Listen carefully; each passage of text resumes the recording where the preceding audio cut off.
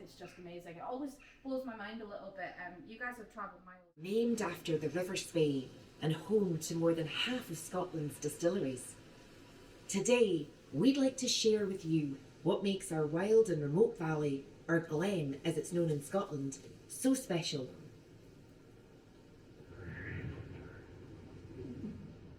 We believe there is no better place to make whisky, where we have unrivaled whisky knowledge passed down through the generations and an abundance of natural resources with a unique microclimate.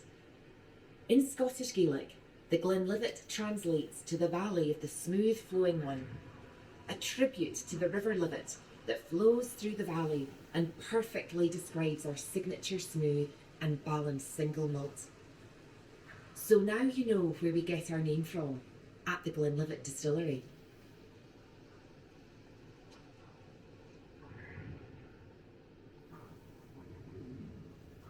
Our glen's remoteness also conceals a darker past. 300 metres above sea level and far from larger settlements, it was the ideal location for illicit distillation and whisky smuggling. Today, you can walk in the smugglers' and illicit distillers' footsteps by exploring the hidden smugglers' trails they travelled when evading excise men. Illicit distilling during this time was widely taking place in small dwellings scattered around the hills and glens called bothies. It was in one of these bothies that our founder, George Smith, began distilling what would become his signature Glenlivet whisky. Nowadays, bothies are used as shelters for hikers and explorers, and we will soon be building our own bothy on the hills behind the distillery, offering a new whisky experience as a tribute to George's illicit whisky making days. Alan is one of those farmers, and he's going to tell you a little bit more about what he does. Hi, I'm Alan, third generation farmer. This is David, and his family have been farming since the 1940s. We are both members of a group of farmers that grow barley for the Glenlivet. The barley around you has come from my small farm, just around 20 miles from the Glenlivet Distillery. The area and the climate are the biggest factors to consistently get the quality of barley that we want.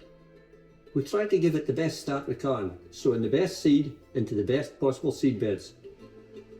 When it comes to harvest time, you want a nice, plump, uniform golden barley. But it's the smell of it. Maybe it's a farmer's thing. You can tell it's just right. When you look through a glass of whisky, you can tell it's the same sunlight that has ripened the barley 12, maybe 25 years ago. It's a great feeling. You've done the job right. In my opinion, best Scottish accent you'll hear.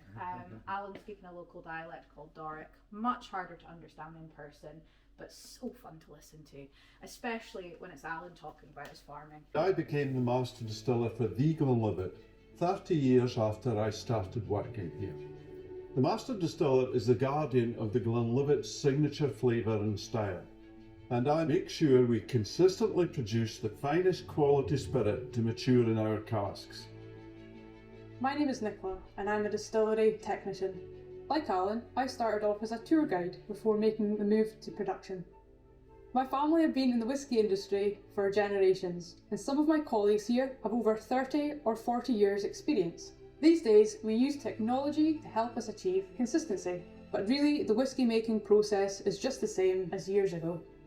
At the Glenlivet, we're constantly trying to define new standards for single malts and lead the way exploring new flavours for new audiences, all the while maintaining the smooth and balanced taste we're known for.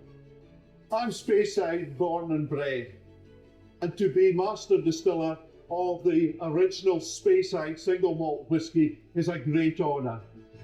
And I'm a cask manager for the Glenlivet. Casks are more than just what we age the whisky in during maturation. They give the whisky its colour and additional flavour. I'm Kevin, and I take care of the spirit that matures in our casks. All our casks are oak and always have been, and these include Spanish sherry butts made of European oak, American oak, bourbon barrels, and occasionally French oak casks from Limousin. And these days, we're also challenging ourselves to break traditions with new cask finishes such as rum, cognac, and more. I'm Andrew, and I am one of the coopers at Isla. I've been doing this for 16 years, and I've repaired an endless number of casks for the Glenlivet during that time. The job of a cooper is to check each cask carefully for any faults. If there's a problem, we fix them, and do it all by hand.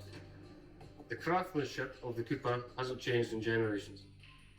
The coopers put blood, sweat and tears into every piece.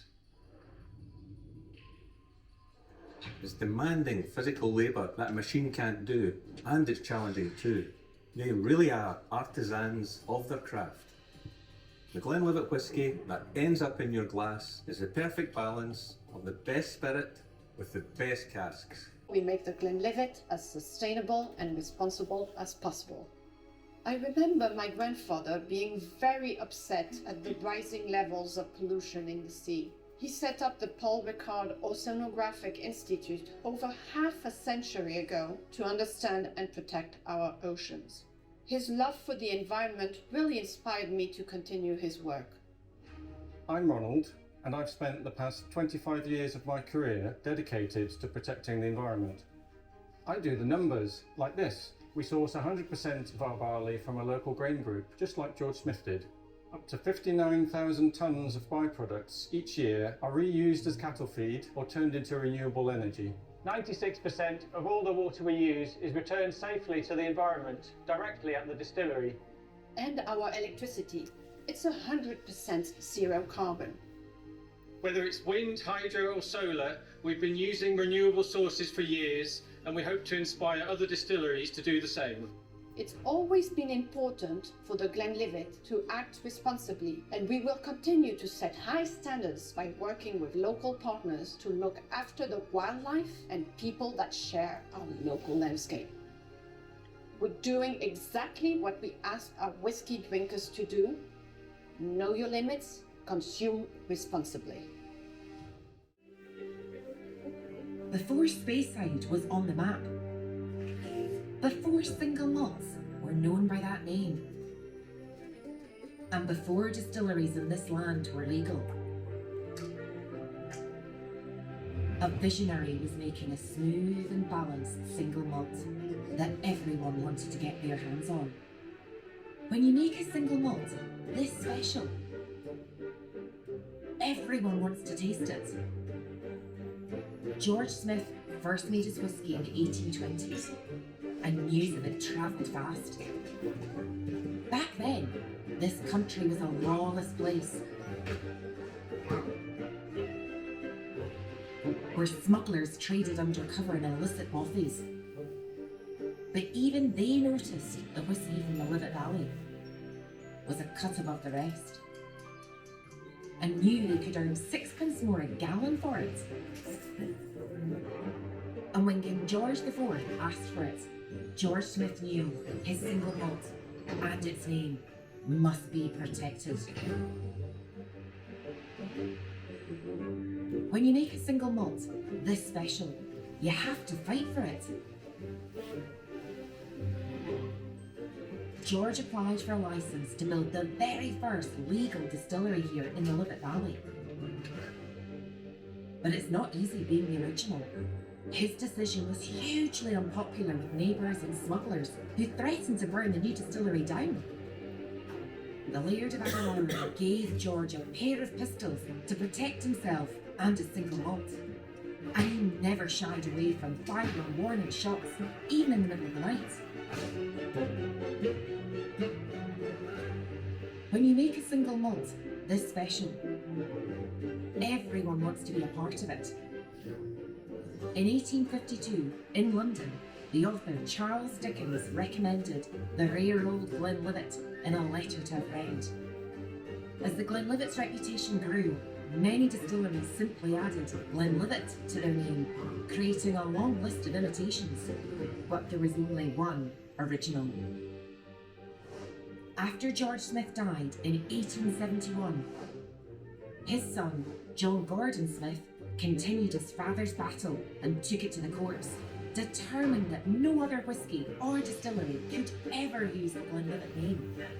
At long last, in 1884, the indenture was signed, confirming that his family's whisky was the one and only Glenlivet.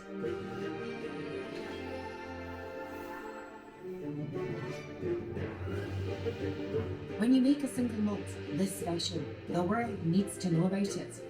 Original thinking ran in the Smith family, and by the 20th century, it was the turn of George Smith's great-grandson, Captain Bill Smith, to take the reins. He was something of a pioneer who took the Glenlivet to the United States of America in 1933 when Prohibition ended. Single malts were largely unheard of until the Glenlivet. Captain Bill soon struck a deal with Pullman carriages to serve miniature bottles of the Glenlivet to America's most well-to-do. It was a wise move. The Captain Single Malt caught on, and a whole new audience was born.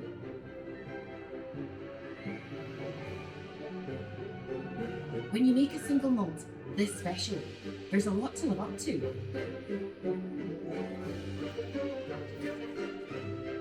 200 years after it all started, like George himself, we're still the original, shaking things up, breaking new ground, and twisting traditions, bringing the smooth, balanced taste of the Glenlivet all over the world.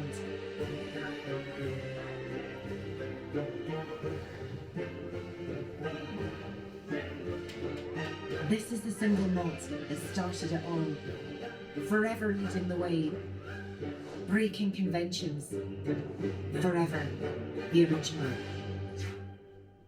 What we do is we lay out all the barley in a warm room and we soak it in water. The heat and the moisture tricks the barley into thinking that it's springtime and it begins to grow. The germination process begins. And during germination, all of the starch inside the barley is converted into sugar. Exactly what we want. Now we let this go on for 3 to 4 days. Any longer, we end up with too many roots and shoots to be able to use it in our process. But at the end of the 4 days, we want to stop the germination, and we do this by heating it up over a kiln.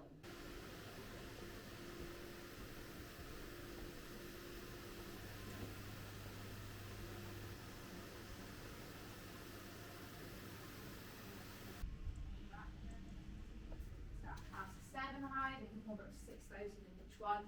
Shibboleth Brothers as a company has over 300 warehouses all over Scotland, and our casks will likely be in every single one of them. We don't want to keep everything here, just for safety reasons, so we're pretty scattered. If you want to get the most out of this tasting, you can of course do the swirly glass thing. Doesn't do a huge amount, makes it very, very cool. The colour can tell you a little bit about the whiskey, but don't depend on it, because I have seen sherry cask matured whiskey which is golden in